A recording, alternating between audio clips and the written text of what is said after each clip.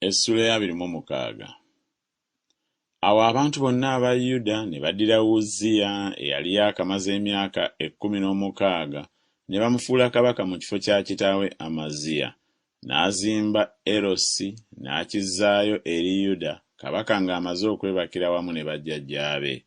Uzziya yali yakamaze emyaka 16 bwe yatanula okufuga, n'afugira emyaka 52 mu Yerusaalemi, ne nnyina erinnya lye yali Yekkiriya ow'e Yerusaalemi.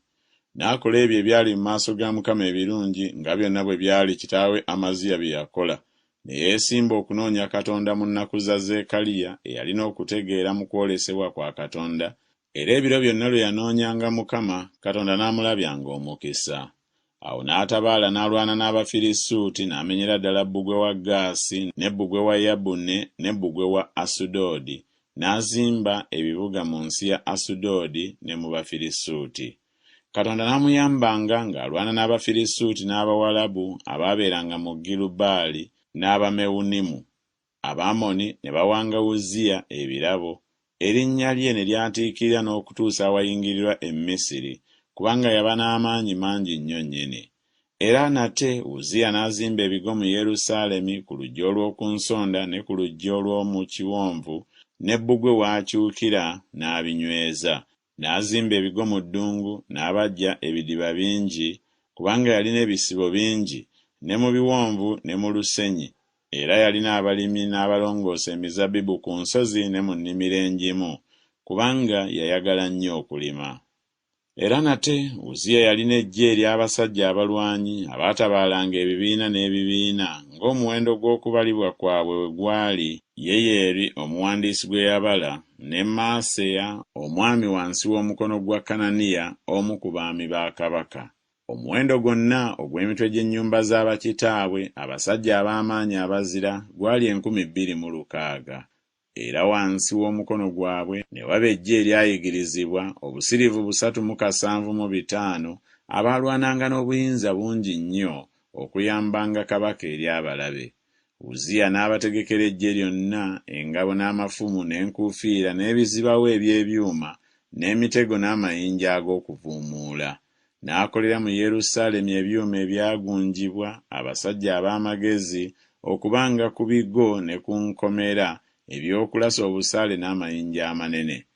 Erinnya lye ne lyatiikirira wala, kubanga yayambwanga kitalo okutuusa lwe yafuna amaanyi.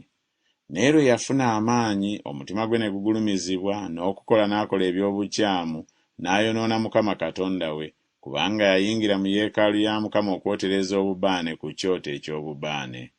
Azaliya kabona n'ayingira ng'amuvaako ennyuma, era wamu naye bakabona ba Mukama 80 abasajja abazira, ne baziyiza Uzziya kabaka, ne bamugamba nti, "Si mulimu gwo, Uzziya, okwotereza Mukama obubaane, wabula gwe bakabona batabani ba Alooni abaayawulibwa okwotezanga obubaane.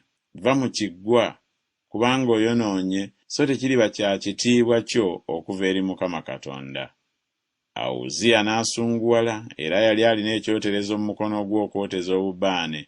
Awo ng'asunguwalidde bakabona, ebigenge ne bifuutuuka mu kyenyi kye mu maaso g'abakabona mu nnyumba ya Mukama ku mabbali g'ekyoto eky'obubaane.